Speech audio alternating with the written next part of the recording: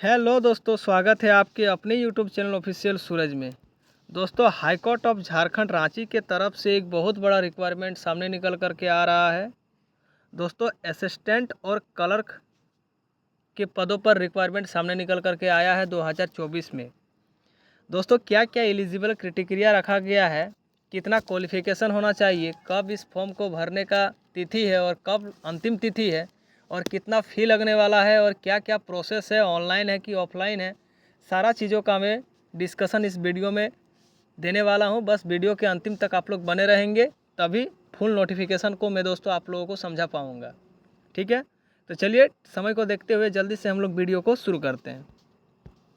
देख पा रहे होंगे दोस्तों कि ऑनलाइन एप्लीकेशन, यानी कि इस फॉर्म को भरने के लिए आपको ऑनलाइन तरीके से अप्लाई करना होगा। ठीक है, are invite from the eligible candidate to fill of the vacancy against the direct requirement assistant clerk in civil court. Direct requirement है, ठीक है, of the state of Jharkhand.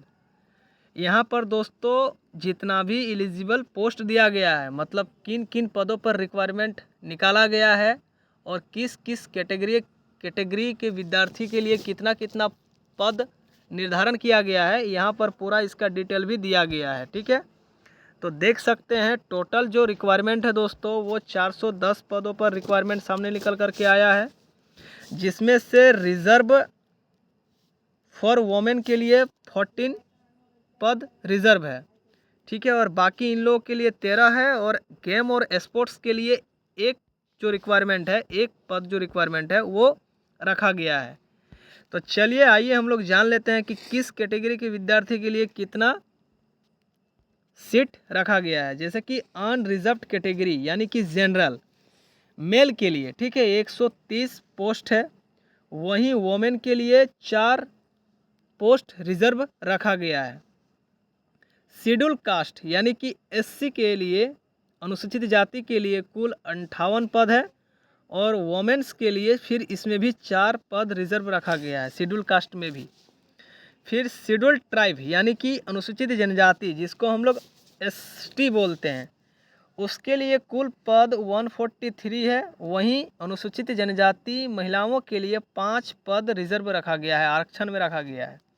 वहीं यदि हम लोग ओबीसी में 2 पार्ट आता है, बीसी 1 और बीसी 2, तो बीसी 1 के कैंडिडेट्स के लिए 38 पद का रिक्वायरमेंट है। वहीं इसमें एक महिला के लिए पद रिजर्व रखा गया है। फिर बीसी 2 के लिए कुल 14 पद हैं, जिसमें महिला के लिए आरक्षण नहीं रखा गया है, और ईडब्ल्यूएस के लिए 27 पद है, जिसमें महिला के लिए आरक्षण रखा नहीं गया है। टोटल पदों की अगर बात करें तो 410 पदों पर रिक्वायरमेंट है। ठीक है, इस फॉर्म को भरने के लिए आपको ऑनलाइन एप्लीकेशन देना पड़ेगा, सबमिट करना पड़ेगा। यहाँ पर 2 मेन तिथि दिया गया है, डेट दिया गया है, जिसका सबसे अधिक विद्यार्थियों को इसी दोनों चीज़ों में ध्यान रहता है कि कब से फॉर्म भरा रहा है और कब तक अंतिम तिथि है। ध्यान रहे मेरे प्यारे दोस्तों, starting date of online application जो है वो 10 अप्रैल 2024, यानी कि 10 तारीख से फॉर्म भराना स्टार्ट हो जाएगा, 10 अप्रैल से। और closing date of online application 5 मई 2024 तक इस फॉर्म को आप लोग भर पाओगे। अप्लाई इसका डेट है 10 अप्रैल 2024, और लास्ट डेट रखा गया है 9 मई 2024। ठीक है, और कितना आपको पैसा मिलेगा इस काम को करने के लिए, इसका भी यहाँ पर पूरा डिटेल दिया गया है। The pay skill of education qualification for assistant clerk are described as flow. Assistant clerk for civil court of the state of Jharkhand, pay matrix level 4 in 7th, यानी कि 4वें वेतन से लेकर के 7वें वेतन तक 25,500 से लेकर के 81,100 तक का इसमें दोस्तों आप लोगों को सैलरी मिलने वाला है। वेतन हिसाब होगा, पहला वेतन, दूसरा वेतन, तीसरा वेतन, चौथा वेतन। यहाँ पर डायरेक्ट इस वैकेंसी में आपको चौथा वेतन लागू हो जाएगा। 4th पे स्किल यानी कि 25,500 से आपका स्टार्ट होगा, और अंतिम तक इसका दोस्तों 81,100 तक का इसमें आपको फी आपको दिया जाएगा सैलरी के रूप में। वहीं अगर मैक्सिमम एजुकेशन क्वालिफिकेशन क्राइटेरिया की बात करें तो कम से कम आपके पास ग्रेजुएशन का डिग्री होना चाहिए और इससे अधिक भी होना चाहिए या फिर इसके लेवल में होना चाहिए। और कंप्यूटर का नॉलेज आपके पास होना चाहिए, टाइपिंग का DCA या फिर ADCA का कोर्स होना चाहिए और टाइपिंग का नॉलेज होना चाहिए, तब आप इस फॉर्म को भरने के लिए एलिजिबल होंगे। आइए मैं उसका पूरा डिटेल बता देता हूँ। देखिए यहाँ पर लिखा हुआ है एलिजिबल क्राइटेरिया। यहाँ पर पहला नंबर है कि candidate must have the required maximum education on before the last of submission of online application. ठीक है, candidate must be acquainted with the computer application and must have knowledge of the working on computer with sound of knowledge typing on computer. देखिए, और minimum typing speed रखा गया है 20 WPM तक। और graduation का डिग्री होना चाहिए। स्पोर्ट कोटा वगैरह आता है तो उसका तो मैंने बता दिया कि उस सब का भी आरक्षण यहाँ पर मिलेगा। कम से कम आपका 21 साल होना चाहिए और मैक्सिमम 37 साल होना चाहिए। फिर SC और ST को 5 ईयर का जो रेज रिफ्लेक्शन दिया जाता है उसको जोड़कर EWS को 3 साल का दिया जाता है, वो तो आप लोग जानबे करते हैं। सॉरी, BC1 और BC2 कैटेगरी को 3 साल का दिया जाता है, फिर EWS को भी शायद 3 साल का ही दिया जाता है। वो सब आप लोग अपने अनुसार देख लीजिएगा, वो तो मैक्सिमम फॉर्म में वही क्राइटेरिया रहता है एज का। ठीक है, यहाँ पर फैकल्टी फॉर डिसेबल कैंडिडेट्स के लिए कुछ अलग 40% का छूट दिया जाएगा जो PWD कैटेगरी के विद्यार्थी होंगे। ठीक है, इसके बाद हम लोग बात कर लेते हैं in circular to the be submitted in the space provide on the online application form. मतलब किस तरीके से आप लोग को अप्लाई करना है उसके बारे में दिया गया है। ठीक है, देखिए यहाँ पर इसमें बताया गया है कि a speed copy certificate diploma computer application DCA plus of at least 6 month duration higher degree in computer from a recognised institute.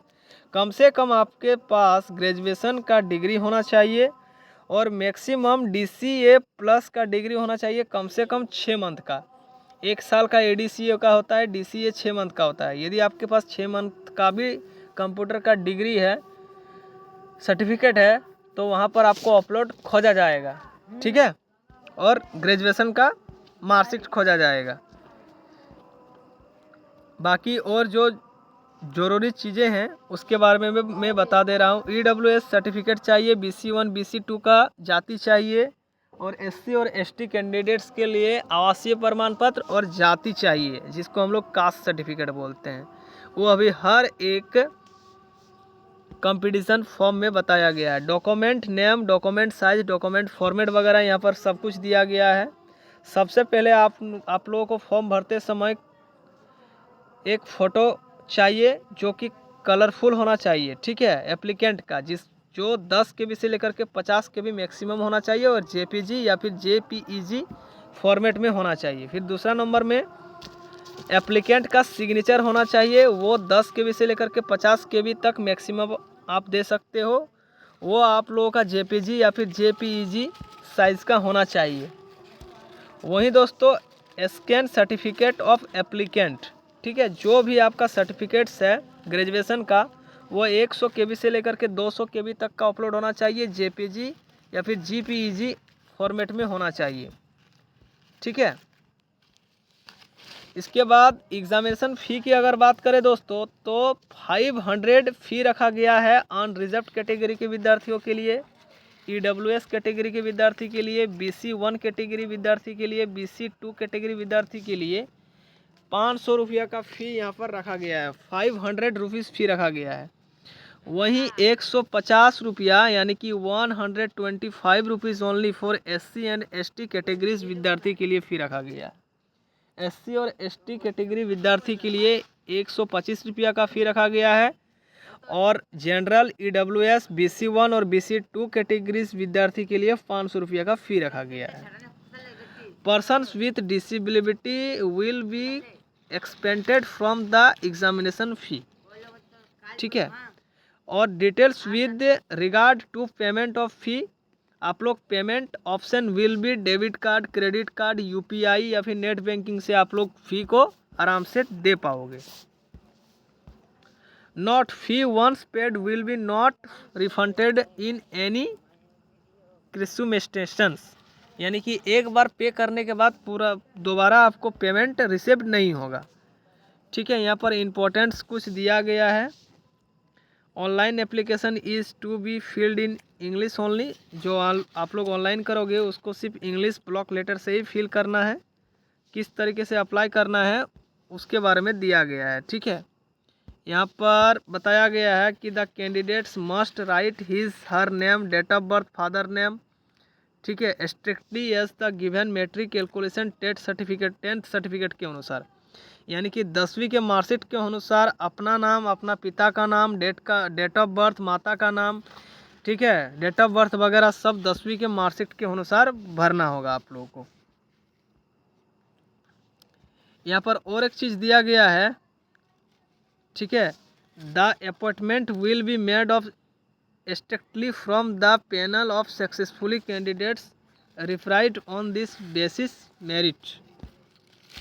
ठीक है, शायद मेरिट के आधार पर ही चयन होगा, क्योंकि कहीं पर हमको ऑनलाइन सीबीटी मोड में नहीं दिखाई यहाँ पर।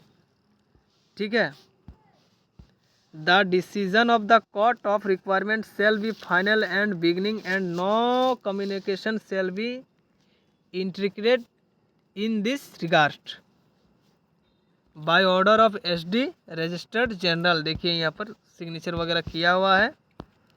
तो ये दोस्तों किस तरीके से भरना है उसका पूरा यहाँ पर डिटेल दिया गया है। ठीक है, देखिए यहाँ पर दोस्तों सिलेबस है। जब आप एग्ज़ाम दे दोगे उसके बाद जो सिलेक्शन प्रोसेस है उसका यहाँ पर पूरा डिटेल दिया गया है। Scheme of examination, syllabus and other details for requirement to be the post assistant colour for civil court the state of Jharkhand. Scheme of examination, ठीक है दोस्तों, एग्ज़ाम होगा, मेरिट नहीं होगा। वो बताया गया है कि जब आप फॉर्म को भरोगे तब उसका मेरिट निकलेगा, वो उसका बता रहा है जो शॉर्टलिस्ट करता है कैंडिडेट्स को। ठीक है, अभी एग्ज़ाम ले रहा है, बस जो 10th बेसिस पे होता है उसी में दोस्तों इंटरव्यू होता है और उसी का मेरिट निकलता है।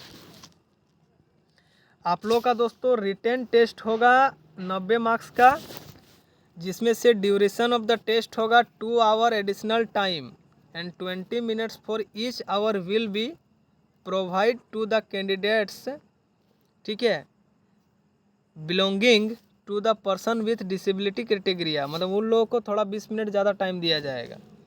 क्वालिफिकेशन मार्क्स यहाँ पर देख सकते हैं, यूआर, ईडब्ल्यूएस, BC1 और BC2 के विद्यार्थियों के लिए 40% अंक लाना जरूरी है एंड SC और ST विद्यार्थी के लिए कम से कम 30% अंक यदि ला लेते हो आप लोग तो आप लोग की एग्ज़ाम में क्वालिफाई हो जाओगे। और कंप्यूटर स्किल टेस्ट यानी कि CBT मोड में जो होगा, क्वालिफिकेशन इन नेचर 5 मिनट का होगा, ड्यूरेशन 100 वर्ड 20 वर्ड्स पर मिनट, टाइपिंग स्पीड ये होना चाहिए। उसके बाद आप लोगों का इंटरव्यू होगा 15 मार्क्स का, 5 मार्क्स फॉर ऑल कैटेगरीज, और जितना भी कैटेगरीज है SC ST EWS OBC या फिर जनरल, सबका 5 नंबर का आप लोग का इंटरव्यू में मार्क्स मिलेगा। सिलेबस ऑफ रिटन एग्ज़ाम की अगर बात करें तो ग्रुप ए में जनरल इंग्लिश से क्वेश्चन पूछा जाएगा, ठीक है, जो कि 20 मार्क्स का होगा, और इजी राइटिंग से होगा 10 मार्क्स का। फिर ग्रुप 2 में ऑब्जेक्टिव जनरल नॉलेज जीके से क्वेश्चन पूछा जाएगा झारखंड राज्य से 30 मार्क्स का। फिर ग्रुप 3 में दोस्तों न्यूमेरिकल एबिलिटी, रीजनिंग टेस्ट और mathematical test of material standard 30 marks का पूछा जाएगा। तो फिर यहाँ पर कंप्यूटर स्किल टेस्ट वही टाइपिंग रहेगा आपका जो मैंने आपको बताया, और फिर 5 नंबर का आपका इंटरव्यू से क्वेश्चन पूछा जाएगा। तो यदि आप लोग दोस्तों सिलेबस को अच्छा तरीके से नहीं समझ पा रहे होंगे तो मुझे कमेंट कीजिएगा कि इसका एक सिलेबस का अलग एक वीडियो बना दीजिए। तो फिलहाल अभी आप लोगों का समय जो है दोस्तों वो 9 मई 2024 तक समय है अप्लाई करने का। फिलहाल आप लोग फॉर्म को सबसे पहले अच्छा तरीके से भरिए, ठीक है, उसके बाद में फिर आप लोगों को पूरा डिटेल बता दूंगा इसके बारे में। ठीक है दोस्तों। तो बहुत बड़ी रिक्वायरमेंट सामने निकल करके आई है 410 पदों पर। ठीक है, कल से इसका अप्लाई डेट स्टार्ट हो रहा है। अप्लाई कीजिए क्योंकि ये एक अच्छा मौका है आप लोगों के पास। ठीक है, यदि न्यूज़ अच्छा लगा हो मेरे प्यारे दोस्तों और रिक्वायरमेंट अच्छा लगा हो आप लोगों को तो चैनल को लाइक कमेंट सब्सक्राइब जरूर कर दीजिएगा ताकि मुझे भी मोटिवेट मिल सके। और कम से कम यार चैनल को वीडियो को लाइक जरूर कीजिएगा। ठीक है, थैंक यू दोस्तों।